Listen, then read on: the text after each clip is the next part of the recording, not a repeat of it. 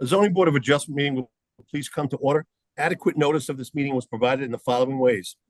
Notice published in the Courier News, notice posted on the bulletin board of the municipal building, notice made available to the township clerk, notice sent to the Courier News and the Star Ledger. Will the clerk please call the roll? Mr. Weissman? Here. Mr. Tillery? Here. Mr. Patel? Kalpesh. Mr. Reggio? Here. Mr. Hidaka? Here. Mr. Mitterondo? Here. Mr. Ali? Here. And Chairman Cahill. Here. Will everyone please stand for a salute to the flag?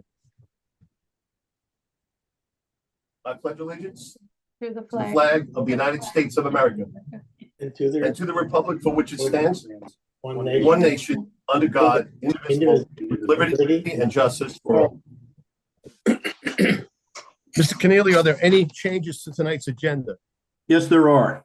The application of On Switch 51 New England Avenue is adjourned until March 27, 2024, with no further notice by the applicant. The application of Francis Horesco, 135 Stelton Road, has been withdrawn and will not be heard. Those are all the changes that I have. Thank you, sir. Let's start out with item number 6, 24-ZB-83V, new singular wireless. Mr. Quinn, are you present? I'm here for Mr. Quinn, Gabriel Halpern of Pinellas Halpern. Ready to proceed on behalf of New Singular Wireless, which everyone probably knows better as AT&T. This is an application for an interpretation and waiver of site plan for 151 West Ethel Road. It's an existing tower. We're going to be looking to remove 6 antennas, installed 4 new antennas. So we will actually be reducing the number of antennas on the tower from 12 to 6. The application calls for no additional height. There's certain equipment that's going to be replaced and upgraded, but there will be no changes to any of the structures, no increases in height, and we are replacing 8 radio heads. We have submitted an EMF FCC report as well as a structural analysis report, and shows that there will be no change on the site as to the operation of the site. Mr. Chairman, I've reviewed the submissions of the applicant and I concur with Mr. Halpern's representations. There is the FCC report, there is the structural report. There do not appear to be any new variances created by this proposed work. Thank you, Mr. Keneally. Any other members of the board have any questions for this application? Any comments? Hearing none, I'm going to open it to the public. Anyone in the public have any comments or questions about this application? No one, Chairman. Okay, hearing none, I'm going to close the public portion. I'll make a motion to approve this application. I'll second it. Thank you. Call the roll. Mr. Weissman? Yes. Mr. Tillery? Yes. Mr. Reggio? Yes. Mr. Hidaka? Yes. Mr. Mitterondo? Yes. Mr. Ali? Yes. And Chairman Cahill. Yes. Mr. Halpern will memorialize this at our next meeting. Thank you very much. Appreciate it. Have a good evening, sir. Let's move on to item number 7, 22-ZB-101/102V, 429 Bell Street. Mr. Friends, are you present? Good evening, Eric Friends, Simon Law Group, on behalf of the applicants, 429 Bell Street. Go ahead, Mr. Friends. This is an application for a use variance. The applicant, 429 Bell Street, is a wholesaler operating out of a non-conforming district. We seek it has operated for a number of years, stretching over 20 years. Recently brought to his attention that it's non-conforming use. We seek to have the current use approved through a D variance, a use variance. I have before me Lyle Willett, the representative of the applicant, 429 Bell Street, along with our planner. He should be on here. and our engineer as well. Now, you were before the board back in November, is that correct? November, yes. Yes, and in November at that meeting, you addressed most of the professionals' reports from Piscataway. Yes, there were some outstanding issues. And then the town issued a supplemental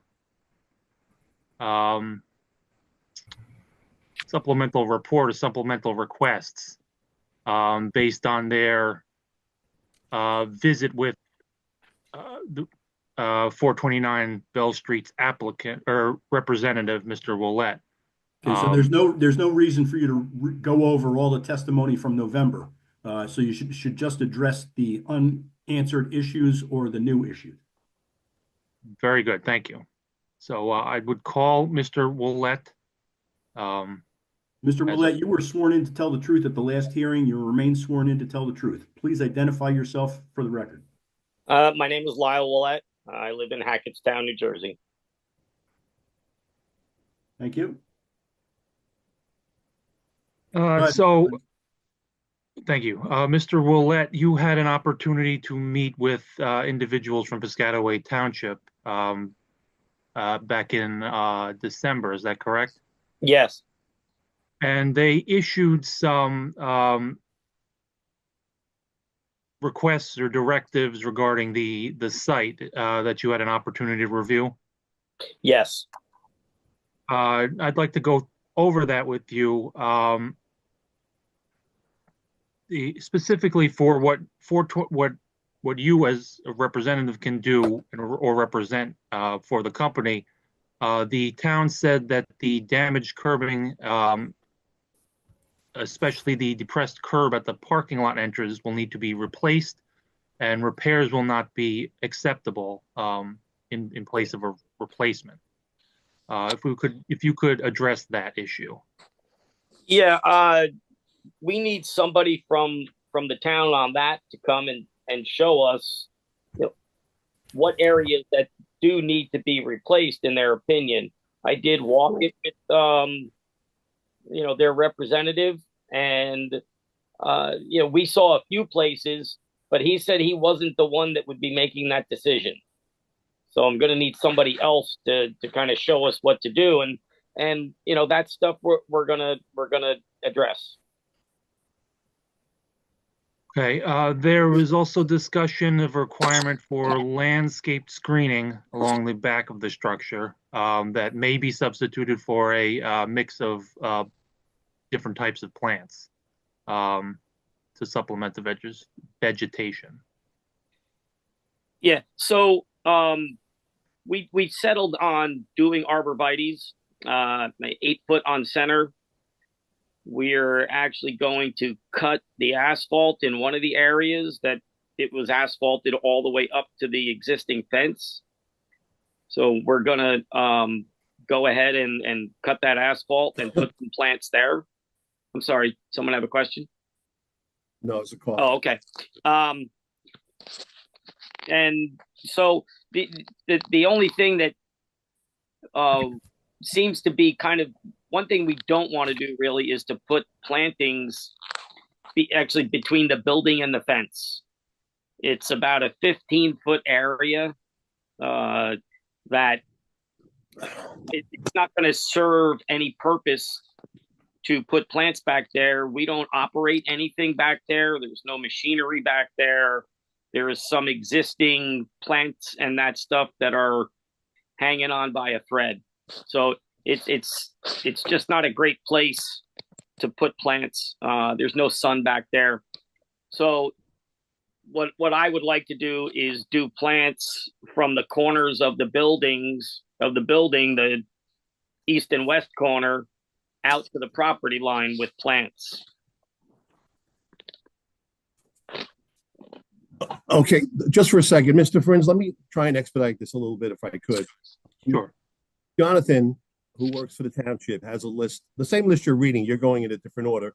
If Jonathan could just go through the 5 bullets that he issued here on the report dated December 18th, I think we can expedite this, because he's only going to proffer testimony after your expert to either go back and forth. I don't feel like going through each one of these items twice.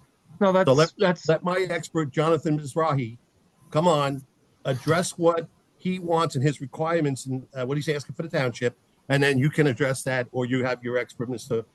Have Lyle address it after that. So, Jonathan, are you here?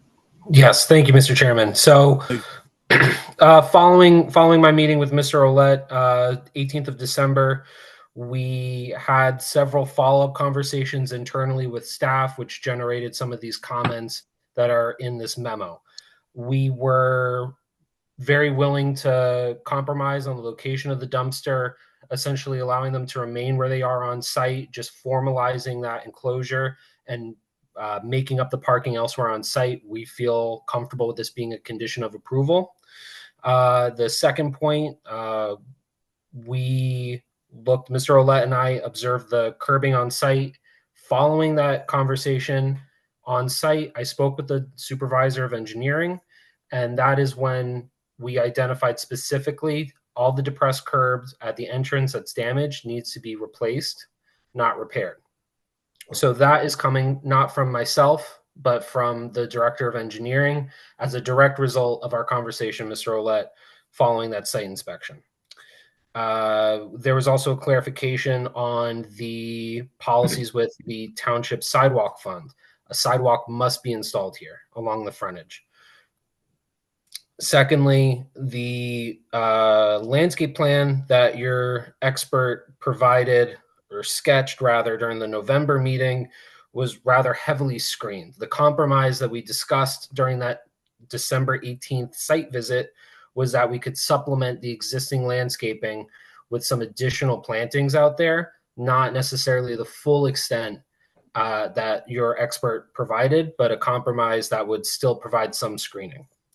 And then lastly, exactly what Mr. Ouellette said he would comply with, reducing some of the asphalt area and replacing that with a more dense evergreen screen to screen the storage enclosure areas. Thank you. Yes. No, please close it up. Oh, so if the applicant is willing to condition the approval of the items in this report, provide us an updated site plan with updated details that are also requested in the October 18th staff memorandum, we'd be able to move this application along and bring it to a vote. I agree wholeheartedly.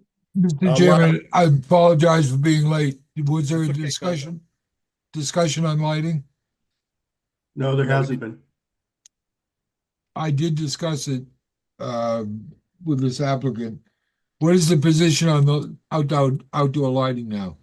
And so the outdoor lighting, we're removing what is in that storage area that we have, and we're going to put shrouds up on there's, some nighttime lights that we have shining from the building into those storage areas.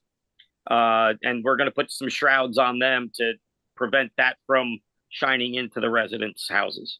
How about the old freestanding ones? You're going to remove They're coming them? down. Yeah, that's all coming down. So there will be no parking lot lights. There'll be wall-mounted lights with screens. Yes. Okay. That's And it. that would need to be- The other subjects were discussed. I was here while you were doing that. That's okay. Thank you, John. Appreciate it.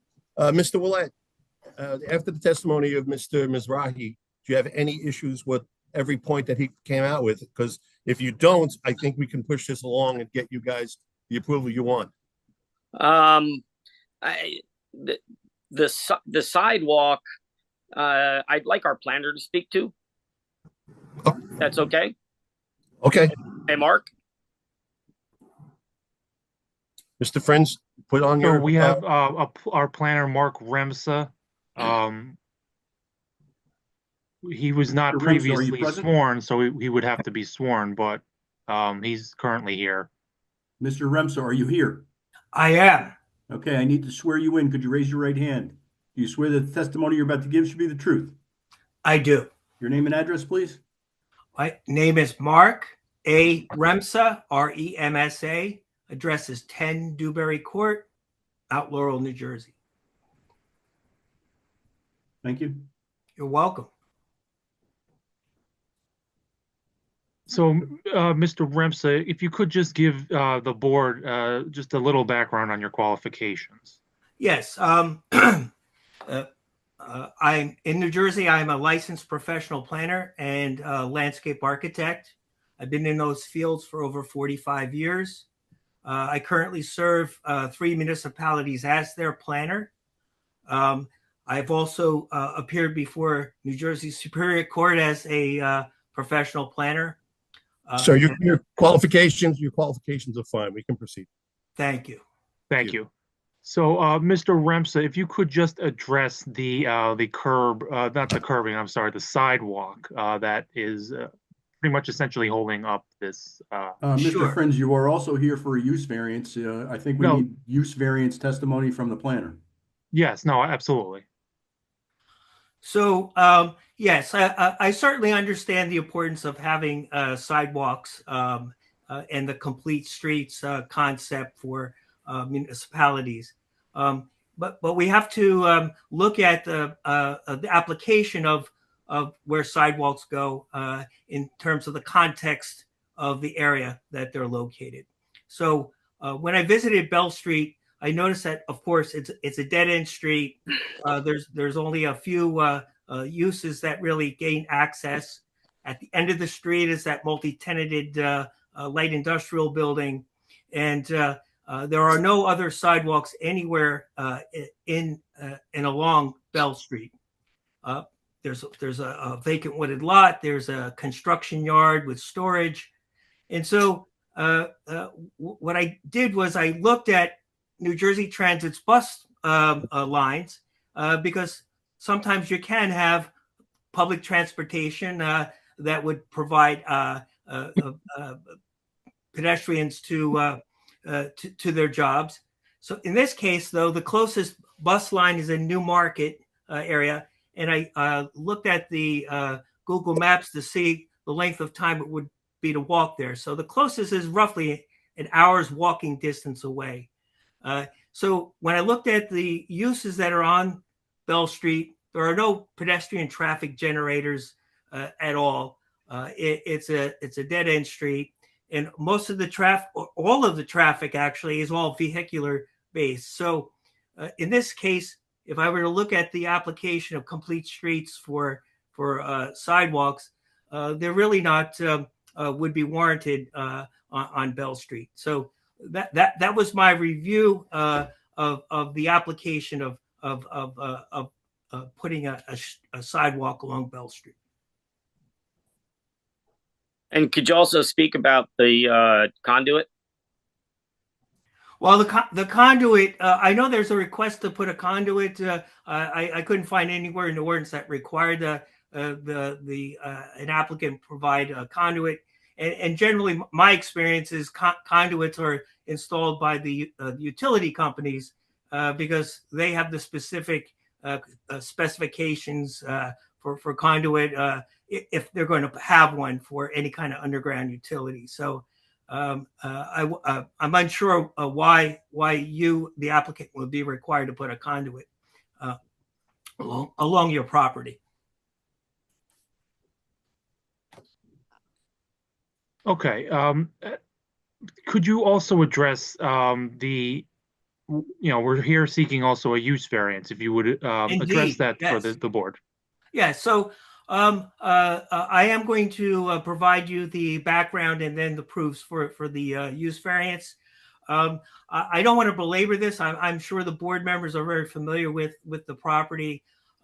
Just to recap, the surrounding land uses to the north are the single family homes. To the east is a wooded lot.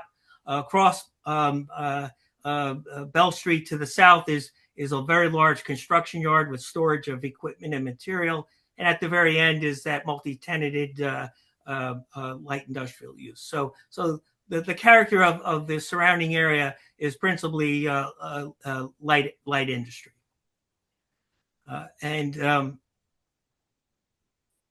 Looking at the use variance, yes. When I looked at the ordinance, wholesaling is not specifically permitted in the zone. In the LI1 zone, however, retail is permitted as long as it doesn't exceed 5% of the gross floor area. In this case, there's a little 150 square foot area that may serve some retail component of the operation, and that's well below the 5%. So it actually meets the conditional use aspect in the LI zone. So let me jump right to the proofs. The positive and negative criteria are important for the application. So in terms of the positive criteria, there has to be special reasons for granting this. And so we look to the municipal land use law and section NJSA 40:55D-2. And then what I'm going to speak to are the small letters of the paragraphs that I believe apply to this application. So first one would be G, and that's provide sufficient space and appropriate locations for variety of uses. In this case, industrial uses are cited in the law, and certainly the property has been used as an industrial site for many decades, and also the proposed use fits into a light industrial type of use, which is essentially the wholesaling of the irrigation products. Next one is I, to promote a desirable visual environment. We just heard extensively about how the appearance of the and screening of the property is going to be enhanced. That doesn't need to be belabored. J is to prevent urban sprawl and the degradation of the environment. Here we're reusing an existing developed property that's been in light industrial use. So reusing that rather than building a new building helps prevent the urban sprawl. And then M is encourage the more efficient use of land, and certainly reusing the property for this light industrial use does that. And then I come back to A, which is given all the foregoing factors, it certainly would promote the public health, safety, morals, and general welfare. In terms of the other part of the positive criteria, site suitability. Does this site demonstrate that it's particularly suited for the proposed use?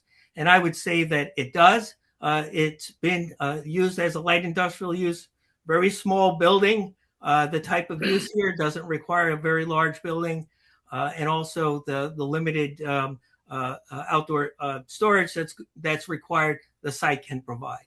And it can accommodate the parking demand. Even though there's a variance, there's from your ordinance for parking, certainly the number of employees are very low, and the number of visitors to the site is also very low. And also the area has already been paved on the outdoor for outdoor storage. The next one is negative criteria. We have to look at does this proposal accrue any substantial detriment to the public good. We have to look at the effects it has on surrounding land uses to the north or the residences, and certainly this use could have an impact on them. However, with the enhanced landscaping and screening, it will certainly diminish any kind of negative impact from that. To the east is a wooded lot. There's no impact there. To the south is that construction yard, no impact. And to the west, which is the multi-tenanted building, industrial building, I see no negative impact there either. Reconcile with the master plan. Not to belabor this, but I did review the professionals' reports, and they cited in there that indeed this kind of use is contemplated. This kind of light industrial use is contemplated in this area. So I would say that it reconciles with the master plan. So in conclusion, I believe that this promotes the purposes of municipal land use law. The site's particularly suited for it, accrues no substantial negative detriment, and also it does not substantially impair the intent and purpose of the zone plan and zoning ordinance. So those would be the proofs for the use variance, Mr. Chairman. Thank you for your testimony. I don't think we have a problem with the use variance. However, I would like our expert to chime in again on the conduit and the need to have fully replaced sidewalks. So Jonathan, if you could help us out. Certainly. So, Mr. Rumsa, thank you for your testimony. I would direct you to the zoning chapter of our ordinance, specifically section 614. That's where we discuss fiber optic conduit in detail. It's at the discretion of the Planning and Zoning Board at the direction of the Supervisor of Engineering. If there is a hardship, which it does not sound like there is, that's something that can be discussed in further offline with the Director of Engineering. And then in regards to sidewalks, I think I would defer to the board on their opinion. However, our code, again, section 713 of the zoning chapter states that pedestrian sidewalks shall be provided along both sides of all new streets and in locations wherever normal pedestrian traffic will occur. We can't assume because it's a dead-end street that there won't be pedestrians. Again, that's my professional opinion.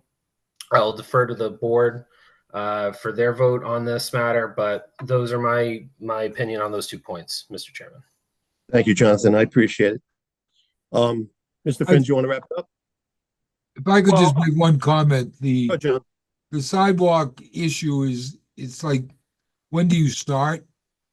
The fact that there is none in the immediate vicinity doesn't mean you won't ever need them. And that's always, I think, been the policy of the township.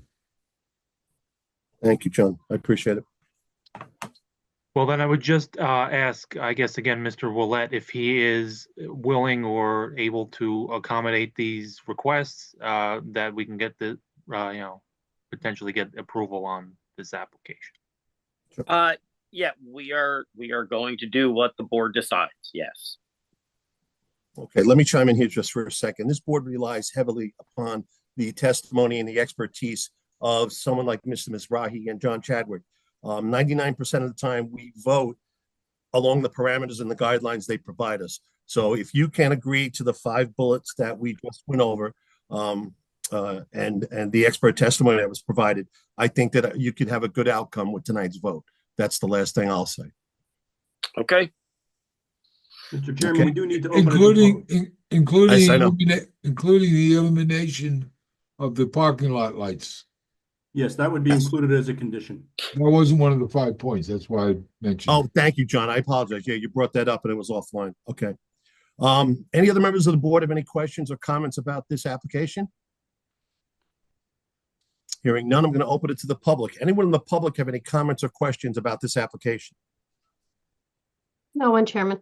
Thank you. Close the public portion, and I'd make a motion to approve this application with the testimony that was provided tonight. Can I get a second? Yes, I'll second it.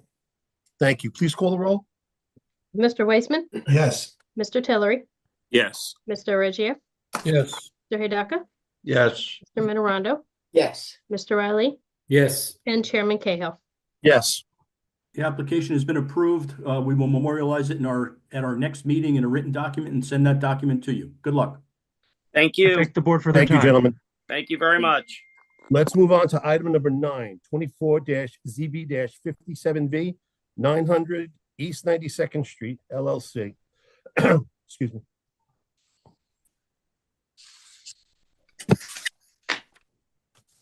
Good evening, Donna Jennings for the record from Williams, Goldman & Spitzer on behalf of the applicant. Evening. Good evening, Donna. Good evening. Would you like me to begin? Yes, please. Please proceed. Sorry.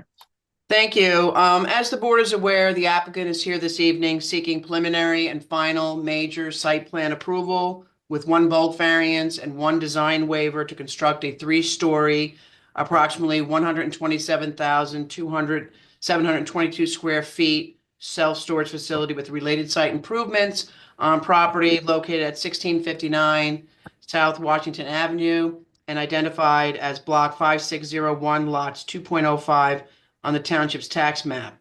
The property is located in the R20 zone on approximately 3.72 acres. Self-storage is not a permitted use in the R20 zone. However, as the board may recall, it granted a prior applicant a use variance to permit a self-storage use on the property at the same size, square footage. The board also granted several bulk variances with respect to 1, minimum number of parking spaces, 2, maximum building height, 3, maximum parking setback from a residential zone, and 4, maximum building coverage. The applicant is entitled to rely on the use and bulk variances as they run with the land. This application subsequently follows as a second half of the bifurcated application to construct the proposed self-storage facility.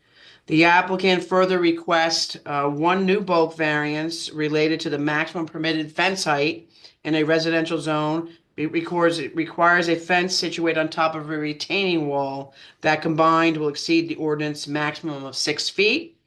And the applicant also requires 1 design waiver relief with respect to providing an access driveway to a non-permitted use in a residential zone, whereas a self-storage facility is not a permitted use and is located in a residential zone. The record will reflect that the applicant satisfies the positive and the negative criteria required to grant the variance. The proposal furthers multiple purposes of municipal land use law, including A, promoting the general welfare, G, providing sufficient space and appropriate locations for a variety of uses, including commercial, and I, to promote a desirable visual environment. The record will also further reflect that the applicant satisfies the traditional negative criteria, which requires the applicant to demonstrate that the proposal, if granted, will not, 1, create a substantial detriment to the public good, and 2, will not substantially impair the intent or purpose of the zone plan and zoning ordinance. This board has already ruled that this site is particularly well suited for a self-storage use. The variance requested will allow a combined fence and retaining wall to be installed, thereby increasing the safety of the property. The increased height will not have an adverse effect on the surrounding properties or the zoning ordinance. The property is located nearby other commercial uses, and granting the relief will not add substantial noise, traffic, odors, or other negative effects to the community. In support of the application, the applicant will rely on the 3 witnesses: Josh Seawald, who is the engineer and professional planner, Louis Vanderloot, who is our architect, and Craig Paraguay, our traffic engineer. Just as a matter of record keeping, I did want to acknowledge that the applicant has received and reviewed the following reports: a report from your Division of Engineering dated December 3rd, 2024, a report from the Public Works Department review dated December 6th, 2024, the Dolan and Dean Traffic Review Letter dated January 9th, 2025, and the Delaware Raritan Engineering Review Letter dated January 23rd, 2025. So with that, if we could have our first witness brought up and sworn in, we can begin our testimony.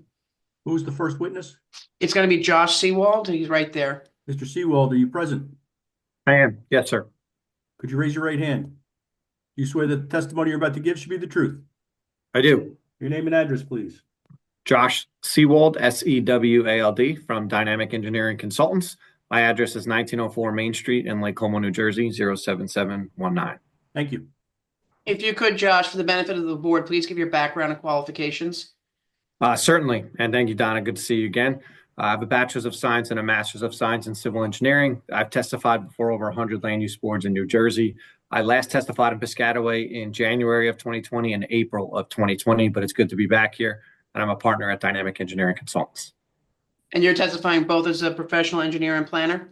That's correct. And would the board accept his qualifications? Please proceed. Thank you so much. If you could, Josh, just for the record, describe the existing site conditions, and if you're going to rely on any exhibits. I think they've been pre-marked. I do believe If they're not, you could, please. No problem. I'm going to share my screen shortly.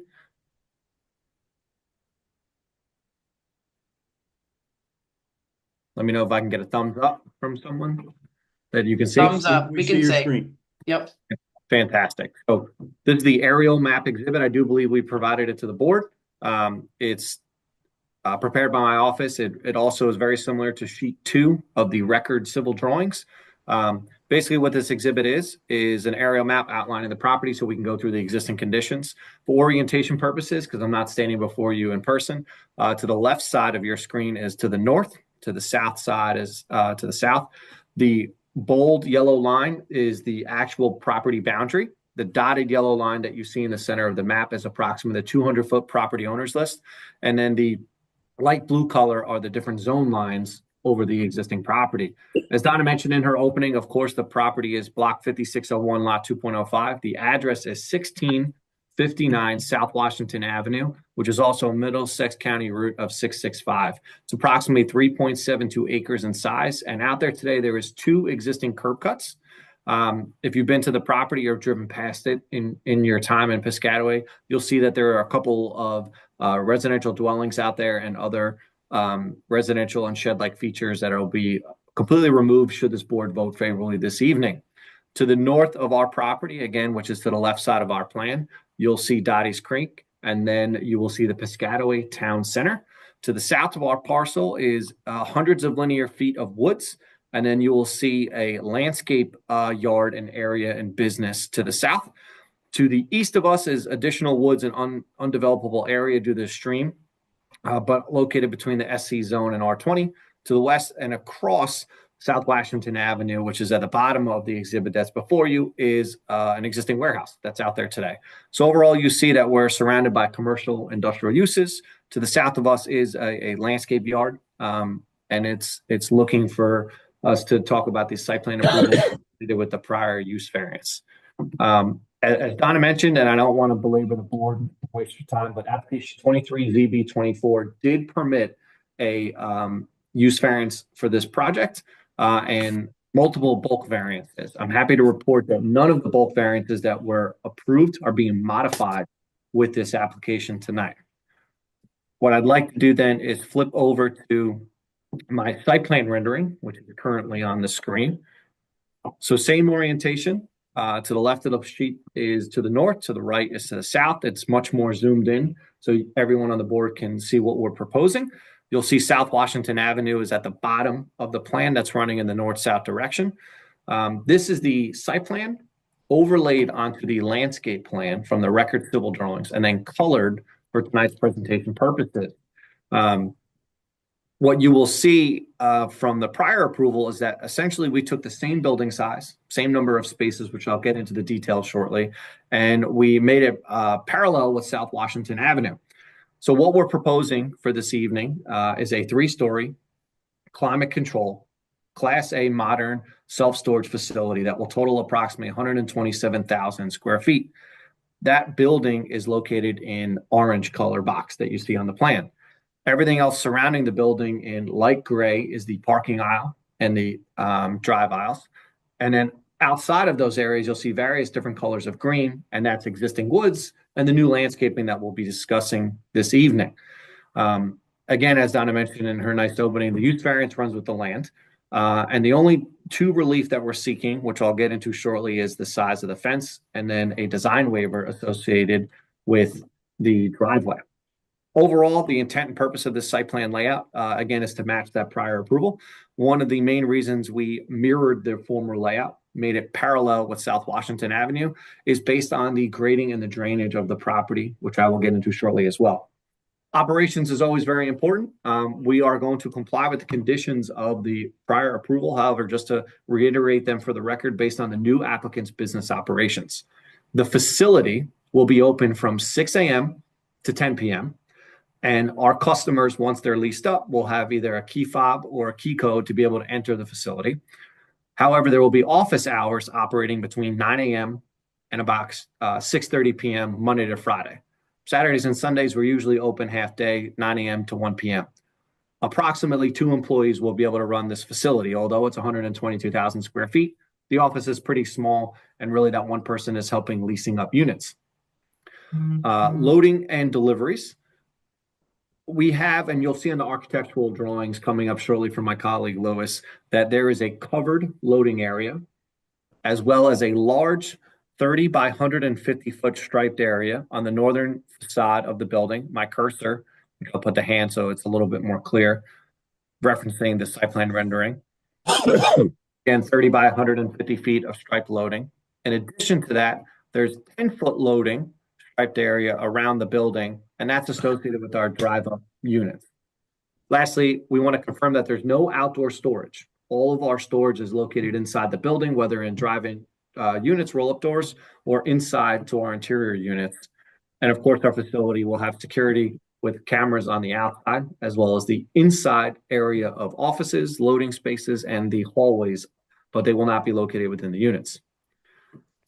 Overall, this is a traditional self-storage layout. Nothing too fancy about it. We have a right-in, right-out driveway on South Washington. As I mentioned in my opening during the existing conditions, that there are 2 curb pits out there today. We are removing both of them and doing a more commercial style driveway design right in, right out on South Washington Avenue. We do, I'm happy to report, have a conditional approval from Middlesex County. Overall, the property is proposing 17 parking spaces, which is the same number of spaces that you previously granted for approval. Of the 17, of course, we comply with ADA standards and the EV statute. We went through the loading of the facility, and one of the nice aspects of this site plan and the room that we have on the property is to provide full circulation. We have 2-way 24 and 25-foot access aisles all around the building. That allows our customers to be able to utilize the drive-up units. It's allow the trucks that will be coming to the site to access it well and maneuver well. And of course, and most importantly, fire and emergency access can be able to operate on all 4 sides of the building. We are proposing 1 monument sign that is located along South Washington Avenue near the driveway. It's fully compliant and conforming with your ordinance. It's about 32 square feet in size, 6 feet in height, and is set back about 25 feet from the road. Why the monument sign? Simply to be able to safely identify the driveway, since it's one sole point on South Washington Avenue, and because our building is set back a little bit of a distance from the road. Stormwater management.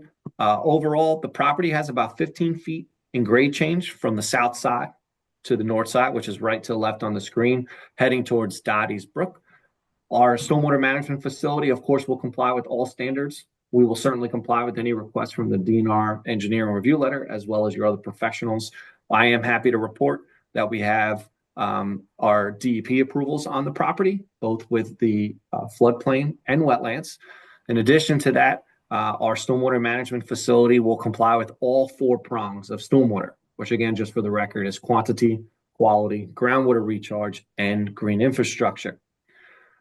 We will be proposing gas and electric to the county right away, and brand new water connections, of course, to service the building. Domestic connection, as well as a 6-inch fire connection to the building. And in working with your fire marshal, we'll make sure that there's a fire hydrant on site as well. What you can also see on here, outside of just the site plan aspect, you'll see that we have a robust landscaping plan. I do believe that we have complied with all of the board professionals' questions, comments, and recommendations. And again, just for the record, we have 28 shade trees, 34 evergreen trees, and approximately 100 different shrubs between evergreen and deciduous. I'm happy to report that we comply with all of your Piscataway landscaping standards. Last component of the site plan design and aspect is the lighting plan. We have 5 LED area light poles. They are spread throughout the outside of the access aisles and the parking area, as well as 12 LED wall packs on all 4 sides of the building. I'm happy to report that we are not spilling over any of our property lines, and the lighting plan complies completely with the Piscataway ordinance. I went through a little bit of some of the outside agency approval letters. Again, we are conditionally approved in Middlesex County. We have our DEP approvals. We've also been approved for our septic system that will be on site because there's no sanitary sewer availability within the roadway.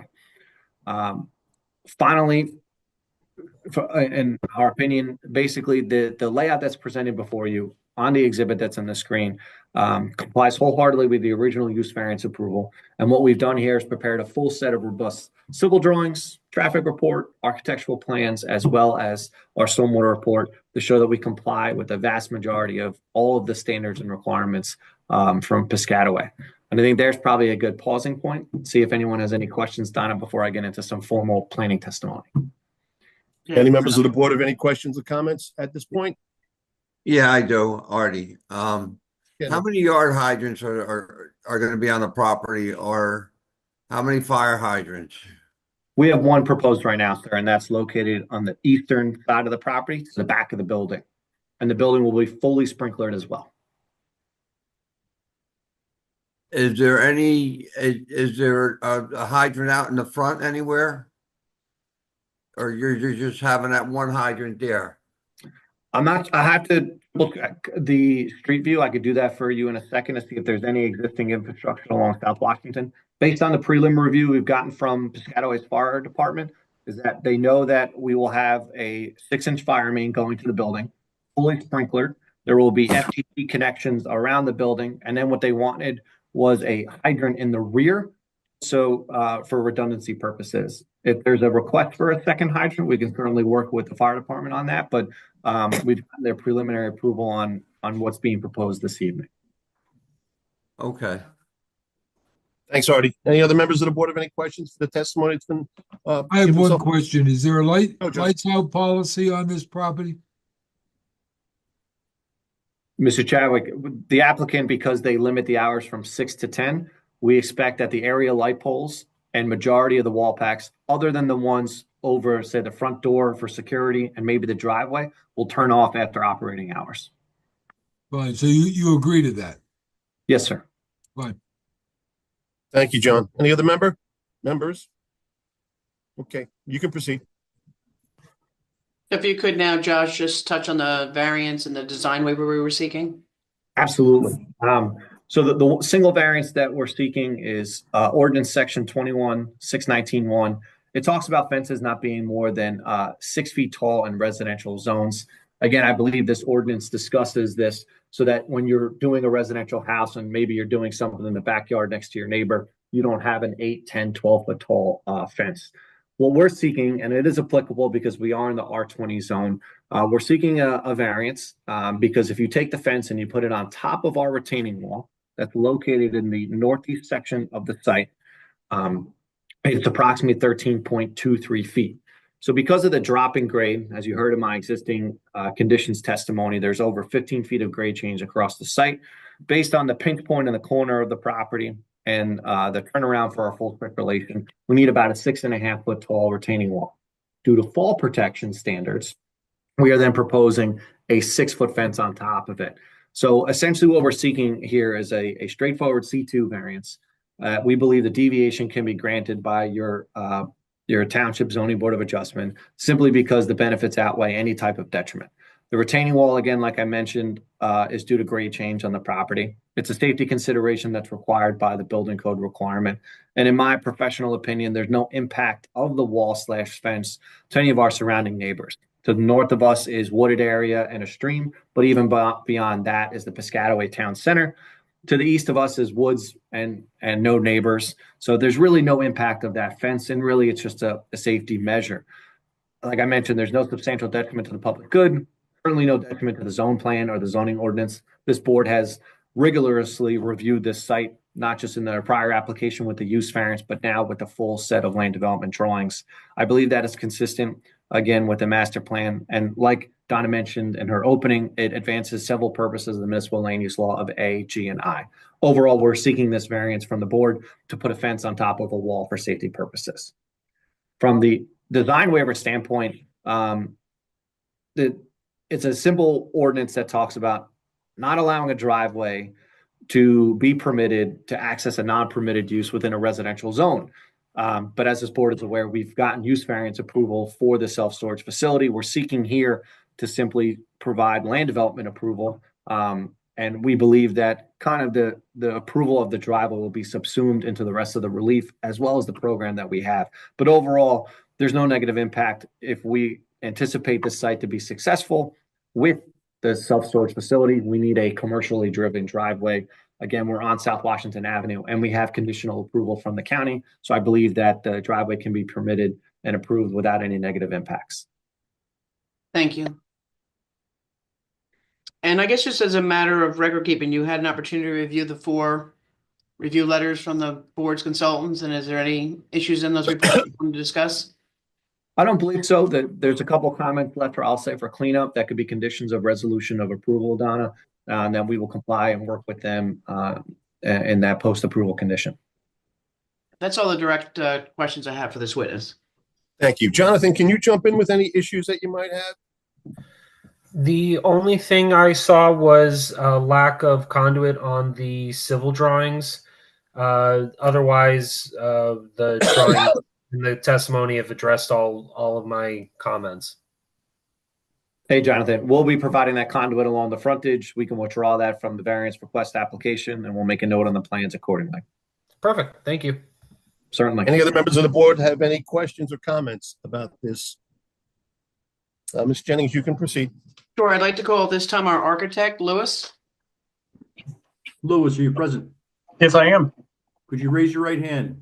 Do you swear that the testimony you're about to give should be the truth? Yes, I do. Your name and address, please? Louis Vandeloot, Vandeloecht, 229 Greenbrier Estates, St. Louis, Missouri, 63122. Thank you. If you could, Lewis, for the benefit of the board, give your background and qualifications. Certainly. Graduated in 1996 with a bachelor's in architecture from Drury University in Springfield, Missouri. Currently licensed as a licensed architect in the state of New Jersey and is current. Licensed in 46 additional states, with all of which are current, and testified at 20 plus boards there in New Jersey, boards of adjustment. Mr. Vandeloot, your qualifications are impeccable. Thank you. We can proceed. Thank you. Thank you. If you could, Lewis, just describe the floor plans and elevations for the benefit of the board, and if you're going to rely on an exhibit, just identify it for us, please. Certainly. Let me pull these up here if I could. Is everybody seeing them on screen? Yes, we are. Yes, we are. Okay. These are the exhibits that were submitted, I believe, end of last week, first of this week. So A1.1 you're looking at here. Just the only comment I'll make here is a change in orientation from what Josh presented. His north was to the left-hand side. We flipped ours north to the bottom just to get the scale of the drawings larger. So what you're seeing here is the first floor plan. Here on the right-hand side would be Washington Avenue. Here on the south, on the page bottom would be north. What you're seeing is the typical self-storage layout. This is the loading area that was referenced to the back-end loading for vehicles to back in, unload straight into the elevators, with the small office located right here.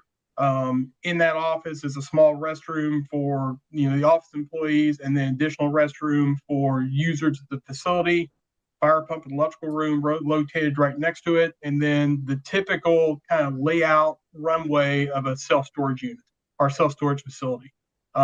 There's approximately 970 units in this facility over 3 floors, ranging anywhere from a 5 by 5 unit to a 10 by 30 back-in unit that you're kind of seeing here on the left-hand top and bottom side of the page. Flipping to the second floor, you see the same similar layout to it, the cutout for the loading area, so I can get an oversized truck or higher truck bay truck into that bay. Same racetrack facility. And then the third floor, that cutout gets filled in because I'm over the top of that bay, and then the same kind of layout track facility of that.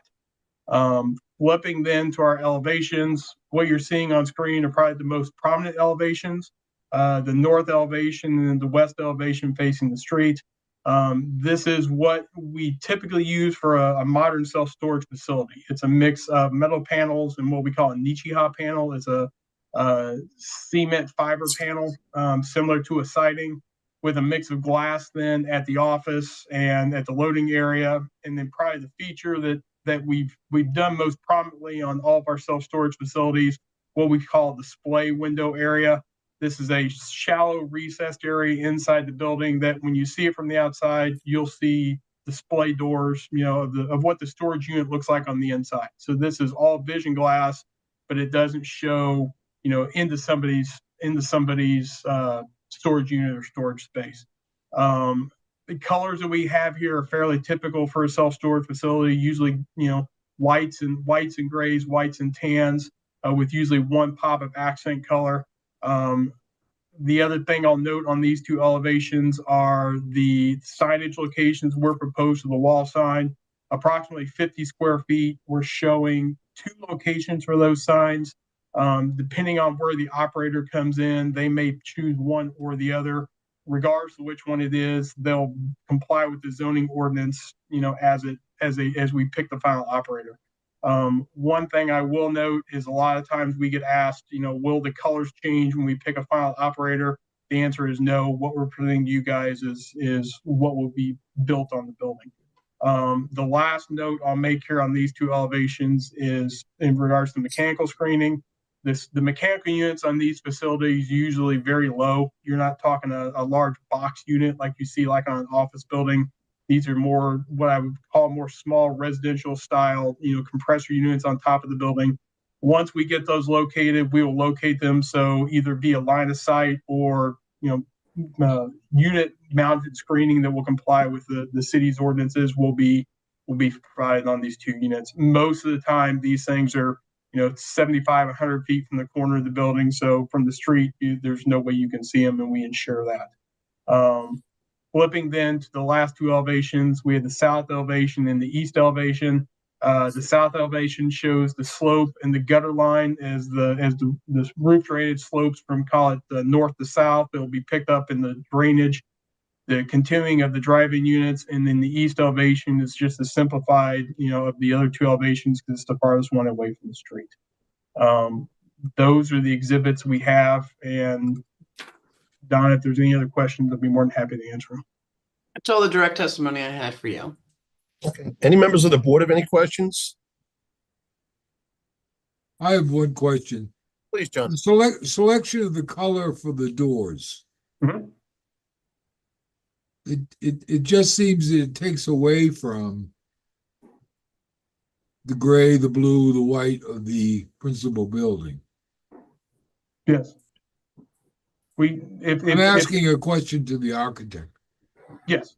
I mean, we match that with what our typical kind of color palette for this piece is to emphasize. Usually those doors kind of become an accent point for the building. I'd be more than happy to discuss it with the applicant if a different color is, if it would be the hang up for approval. I'm sure we can work something out with staff. I mean, the other slide you had of the other walls, that one of them is, can you flip back to that? Yeah, that one.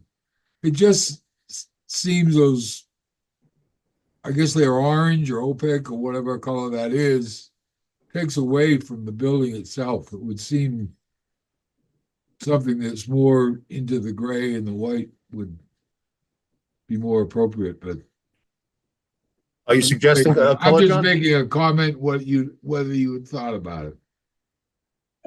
It's something we do with a lot of our self-storage facilities. Again, to kind of create that accent of where those doors are. We have modified it in the past, for another color that kind of blends in. It's if the board comes through and says, hey, we can do something more neutral, we'd be more than happy to work on that.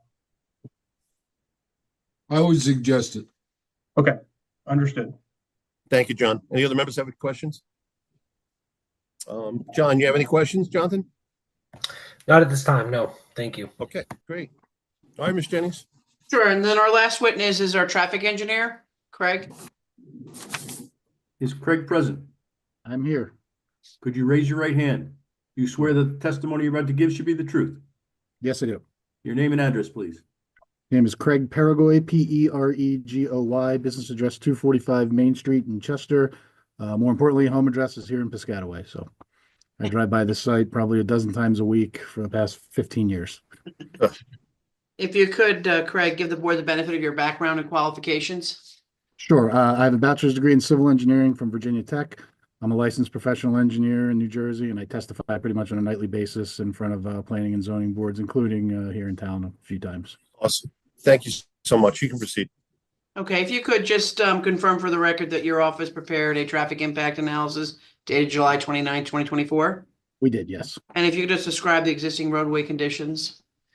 Sure. As was mentioned in Mr. Seawald's testimony, we're on South Washington Avenue. That's a county road, so we're under their jurisdiction. We have conditional approval from them, which is some I's to cross and I's to dot and T's to cross to finish that up.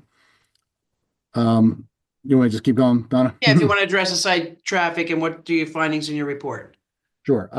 In terms of traffic impacts, self-storage is one of the lowest traffic generating land uses that there is. The Dean and Dolan letter acknowledges that. Just to give you the numbers, during a weekday peak hour, this would generate about 19 trips. A trip is a vehicle entering or exiting, so about 9 or 10 customers or visitors. And on a weekend, on a Saturday, 22 trips, so around 11 customers. those are very low numbers. Typically, what's considered a significant traffic increase is 100 or more peak hour trips, so we're well below that threshold. So certainly I don't see any impacts here, negative impacts here from a traffic impact standpoint. And I say that not only as a traffic engineer, but my wife would kill me if there were negative traffic impacts here. So you can really take it to heart in this particular case. Right. The second thing we looked at, obviously the site circulation, I think that testimony was already provided.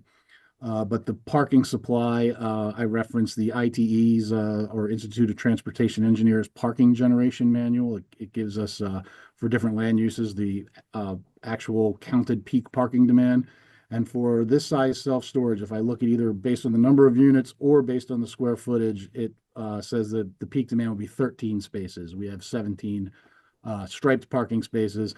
Most of the vehicles visiting the site use those loading areas in front of the garage doors anyway. So certainly we have more than enough parking, and I know that was previously approved with the use variance.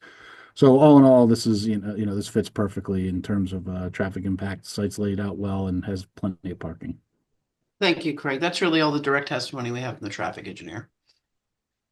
Thank you, Ms. Jennings. Any other members of the board have any questions or comments? Yes, Steve Weissman. Yeah, Steve. Drivers heading to this facility from Centennial, they'll be taking a left-hand turn into your lot. The county has asked us to restrict the driveway to right in, right out. Thank you. Then you've handled my issue. Awesome. Thank you, Steve. Any other members of the board have any questions or comments? Well, Ms. Jennings, if you want to wrap it up with any final testimony before we give it out to the public. Oh, no, that's essentially our case. So you could open it up to the public. Thank you. With no members on the board asking any questions, I'm going to open it to the public. Anyone in the public portion have any questions or comments about this application? No one, Chairman. Okay, close the public portion, and I'd make a motion to approve this application. I'll second it. Thank you. Can I get a call? Roll. Mr. Weissman, Yes. Mr. Tillery, Yes. Mr. Reggio, Yes. Mr. Hidaka, Yes. Mr. Mitterondo, Yes. Mr. Ali, Yes. and Chairman Cahill. Yes. Ms. Jennings, Thank you we'll so much. memorialize this at our next meeting. Thank you. We appreciate it. Have a great night, everybody. Have a You good night. too. Good night, everybody. Bye-bye. I believe we're up to item number 11, Laura. Yes, resolutions. Okay. First Adoption. resolution, new singular wireless, which you voted to approve. Mr. Weinstein, Yes. Mr. Tillery, Yes. Mr. Patel, Mr. Blunt, Mr. Heyduka, Yes. Mr. Mitterondo, Yes. Chairman Cahill. Yes. Next is Kim Voorhees, which you voted to approve. Mr. Weinstein, Yes. Mr. Tillery, Yes. Mr. Heyduka, Yes. Mr. Mitterondo, Yes. Chairman Cahill. Yes.